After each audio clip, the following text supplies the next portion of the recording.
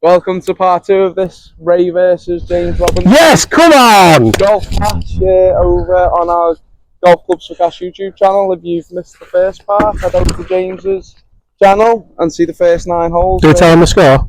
Currently 1 up. 2 up. 2 up? 2 up. 2 up. Won the last hole, mate. Won the last 2 holes. Yeah, 2 up. Doesn't matter, we'll get it back. Do you want the honour again? No. Your honour. So we get a shot here, mate. Shot hole, yeah.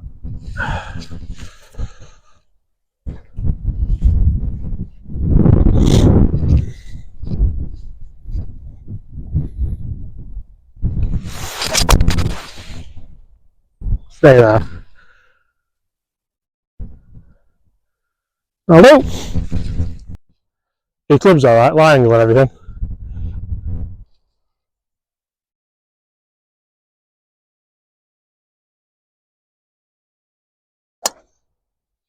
Nice. That'll do. Another one of them, you'll be up there.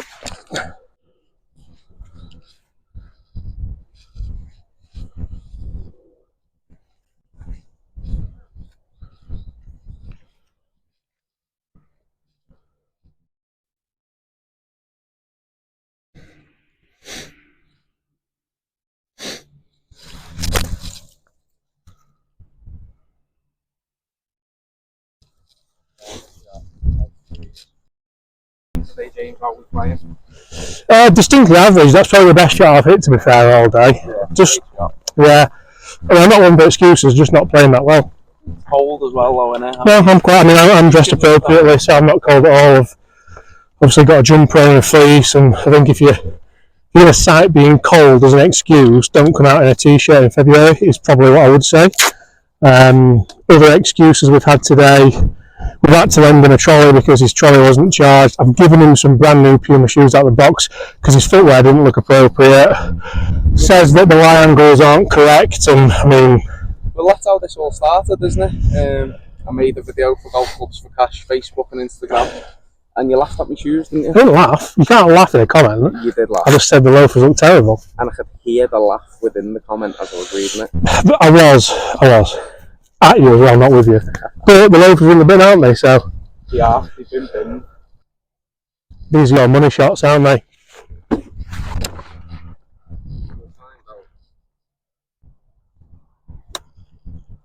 Beautiful.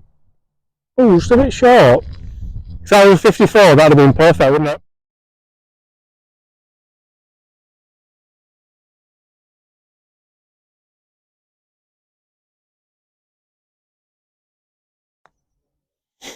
Great roll. Oh dear.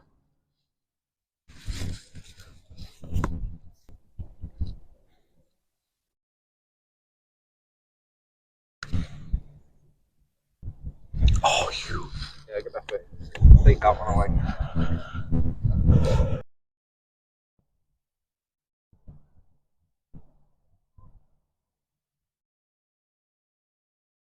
Oh, how ballsy. Great putt. So Well done, mate. Honour's still on you, sir. Still 2 up. What we got? I'll give that clean, I think. So James has only brought half a set out here. Not because it's you, that's all. It's generally what I do. So he hasn't got a 9. He says this is usually...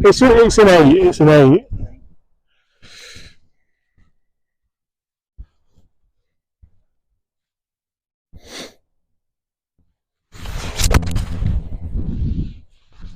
Stay there. Just don't play this back 9 much.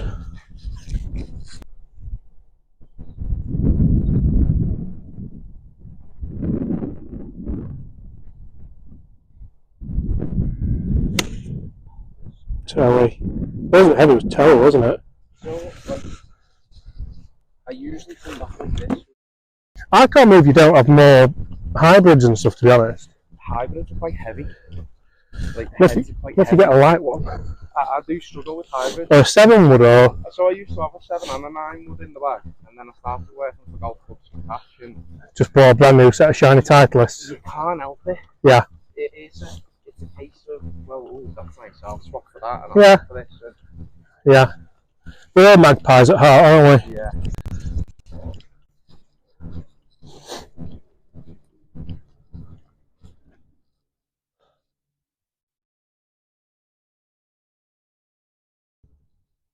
Sharp.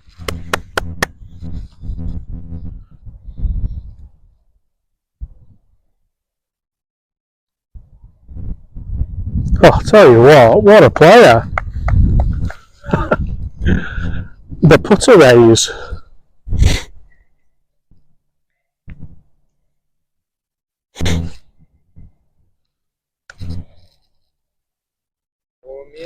Oh.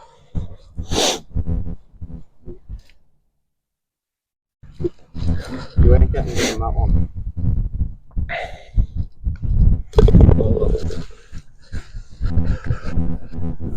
Now, Why YouTube? essentially, I just saw a lot of people in my, like I'm a PGA professional, say at heart, but I'm a PGA professional by trade. So a lot of people doing it, being successful doing it, driving at the time, driving more lessons through and things like that. And I think none of us, apart from Rick, none of us could probably foresee what was coming with the kind of snowball effect of it. So yeah, for me, just wanted to kind of not miss the boat with it. I think I probably just about managed to get on it before a lot of other people started to do it, and like I was still late to the party when you think about Rick, Pete, Mark, Rocky, Andy Carter, Ollie Taylor, all these people kind of doing it before me. So, but yeah. How many years have you been doing it now? Since 2019, I think. So 5 years, which doesn't feel like 5 years. It feels like a year. I always say to people, it feels like a year or two, but it's not. So yeah. Going well. All right.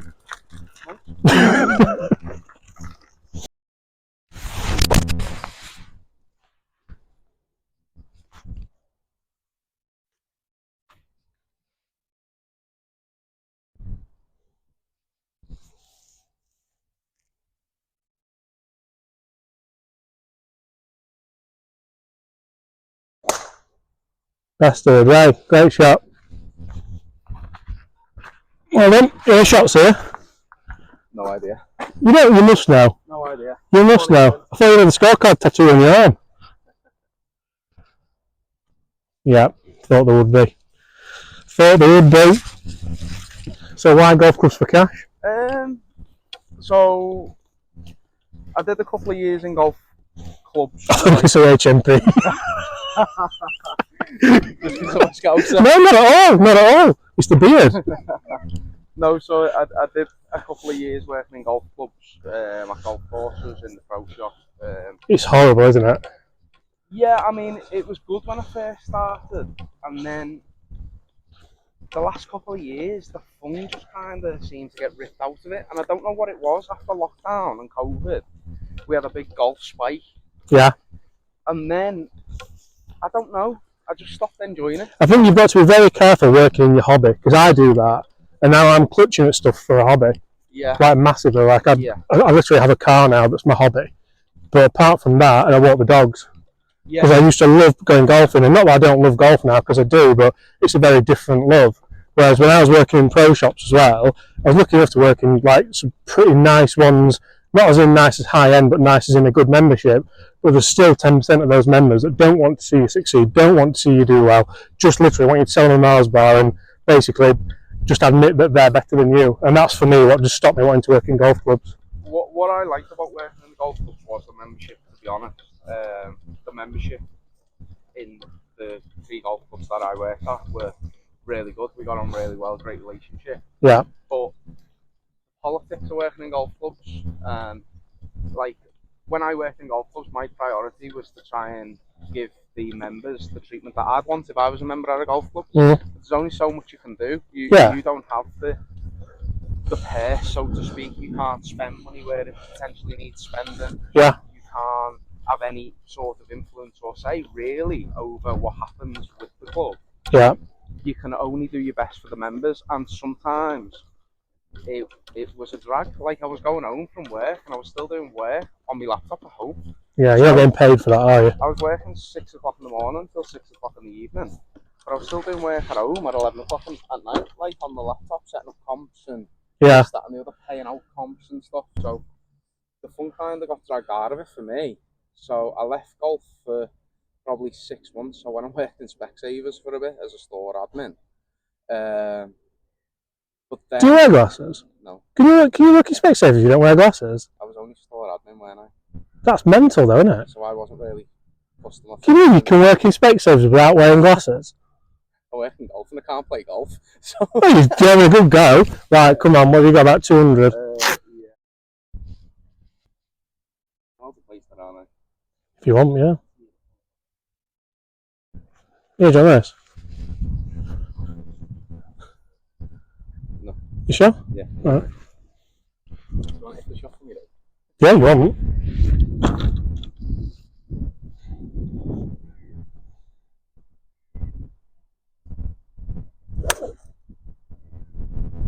Nice, keep coming, that's going to be really good. Is it popping out? Oh, yeah. Like that. All day long. So, that's why we're placing it, people are wondering.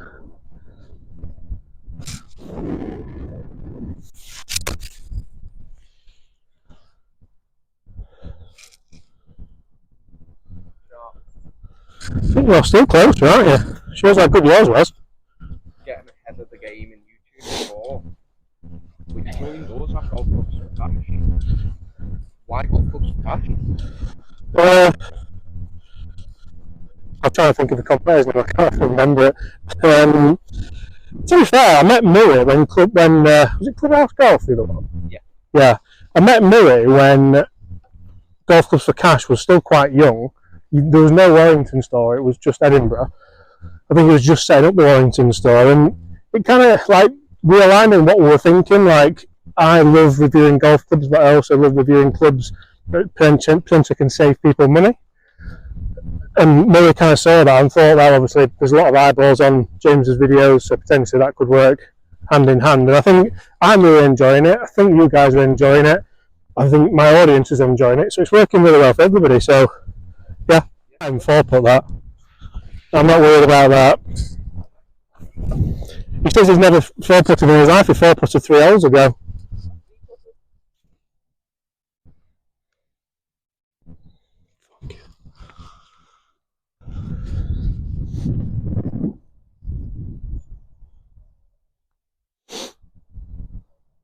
Oh, what a player. Well then. Back to one down. I'm really proud of you. Thanks, mate. No, just how you found your voice. Well, you know, growing in confidence every hole. That's good. So, for the first time, I think since the first year, but the other, haven't I? Well, you took it on the second, so I did, actually, yeah. So you've had it for a while. Don't think it makes a difference in the game, but Straight in to win this. SI1. Get another shot, so. another one of them too. Well, we get a shot, it's a shot.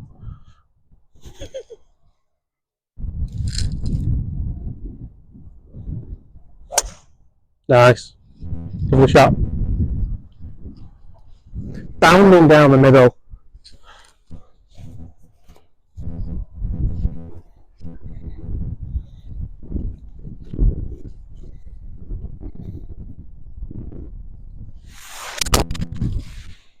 How did you get involved with golf clubs for cash? Because you got involved with them before I even knew golf clubs for cash were. I started working there 7 months ago. Yeah.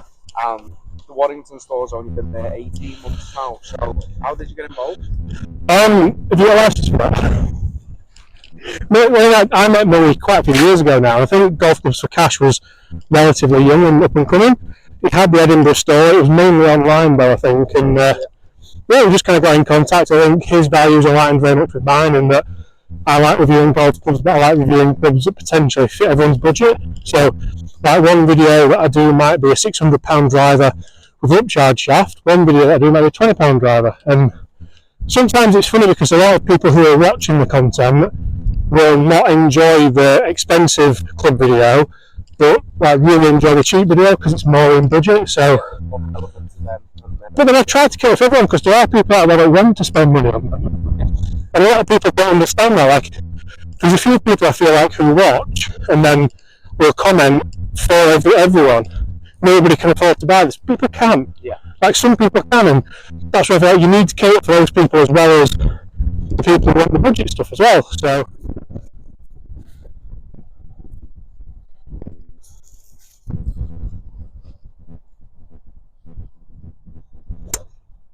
It's alright, it's all over it.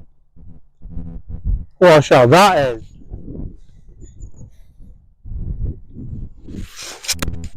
Sit. That is 20 yards long. Sit!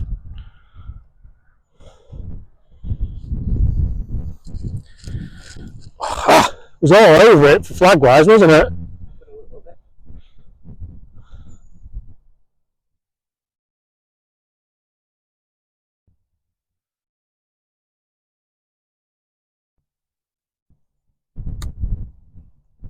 Oh, it's glorious.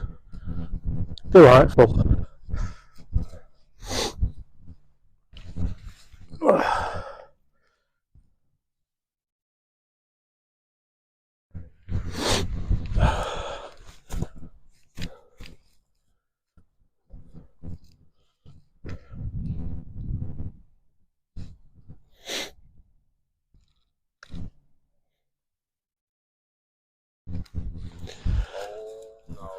Had to go, didn't it? Pick it up.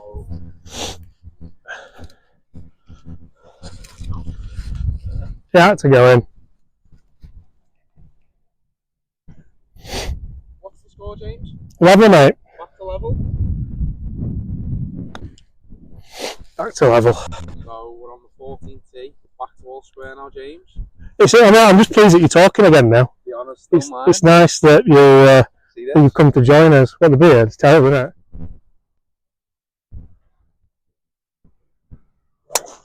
Nice. That is the best of the day. Great shot.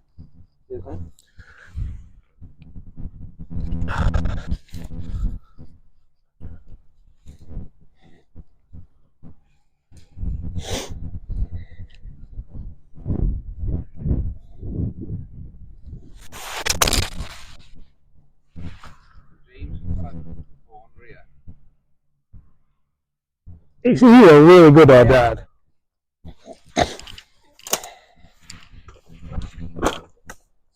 It's like the world's smallest gap.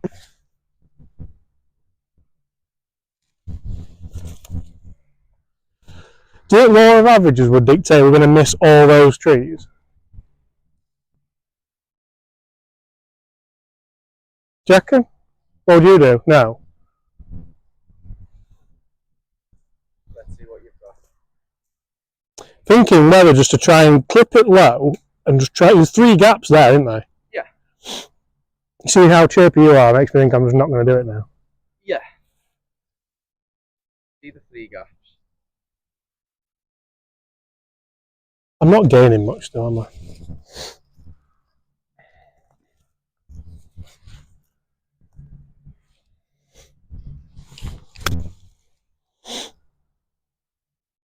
For fun, let's have a go. It would have been a 4 and it would have just been a little chippy.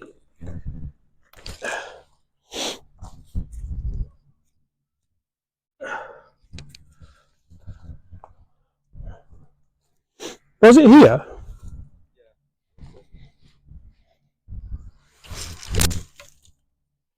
It's a good job I didn't go for that, isn't it? Yeah. You had the sensible, the percentage shot, which you decided to go for. Yeah. And then you had the miracle shot.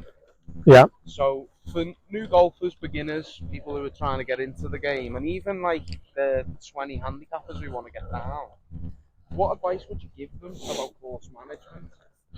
I think for me the big thing's always just keep it in play. Like it's alright for me saying that. If you watch the video on my channel, that hole there, we stupidly both tried to get it over the trees. It wasn't the shot, and you can have a bit of fun with it, and I'm all for having fun. But then if you are like in a match situation, like this is quite a social match, but still want to win, don't you? So like my logic here was right, get it out, stick this close. Yeah, then there's every chance your playing partner might make a mess of it, or if you've got a card in your hand, there's every chance you can still make, what have we done, 2, 3, you can make 4 from here.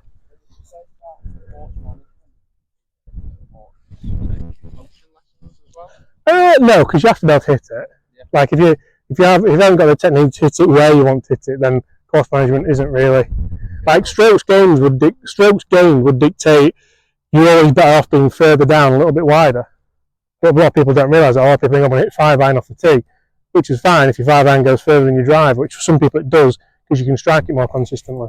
So the old adage, if you're going to be 300 yards down there, you might as well be 300 yards down there in the trees. Yeah. Not necessarily the trees, but definitely in the rough. Right, 90 yards.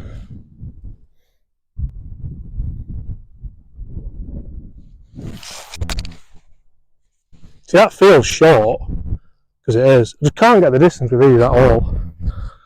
Oh.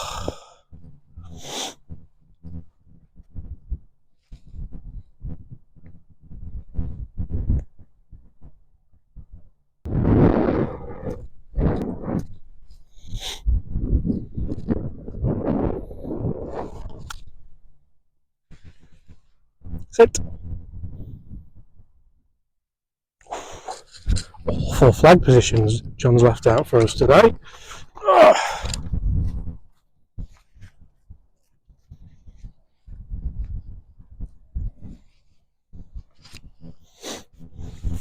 Right, this or bust again. We've made a right mess of that between us, haven't we?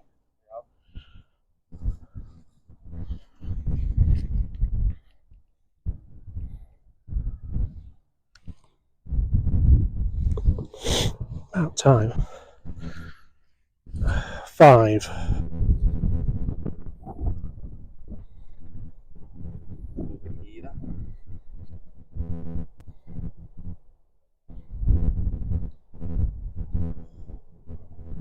It's calm, that, mate.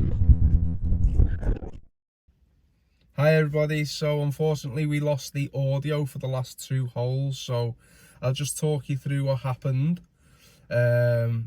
So we got James teeing off here on the 15th, he's currently 1 up. So he absolutely pipes this one down the middle. So I'm feeling a bit of the pressure now, 1 down, only a few holes to go, driver in hand. I actually hit a pretty good drive here.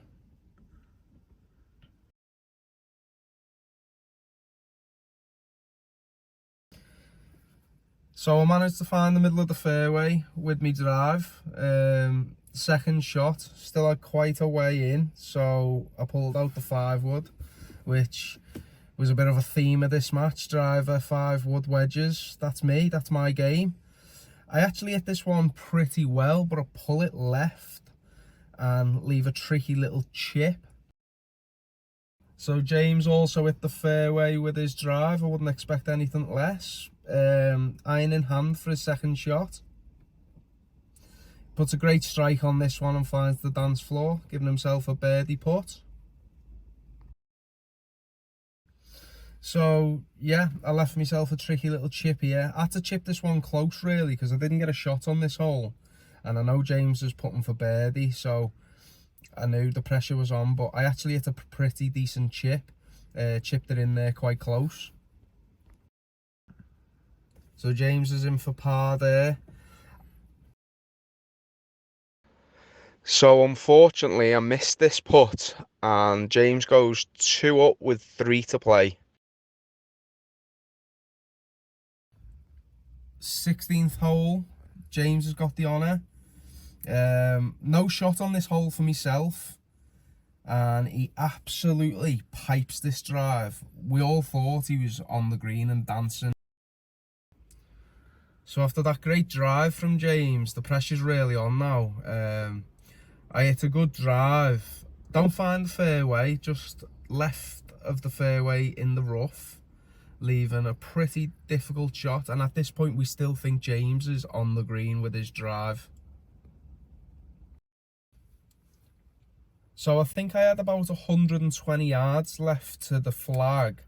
At this point I'm thinking I just need to put this close. I think James is on the green. I hit a good shot, but I just leave it just to the left of the green. Pin eye, giving me a chance to get up and down. So James is just short with his drive. He's chipping rather than putting. It's actually quite a difficult chip. I don't know whether you can see from the video, but there's a big gully in the middle of the green that he's got to go down, then up to get to the flag. As you'll see, he lands it on the upslope and the ball just comes back down. Probably the worst chip of the day from him, to be fair. So with James's chip, I was expecting him to get close. He's opened the door again, but I've got to get up and down for par to give myself a chance of extending this match. So this is James's birdie putt to win the match. Line's really, really good. He just races it past though, and again, I need to hold mine to extend the match.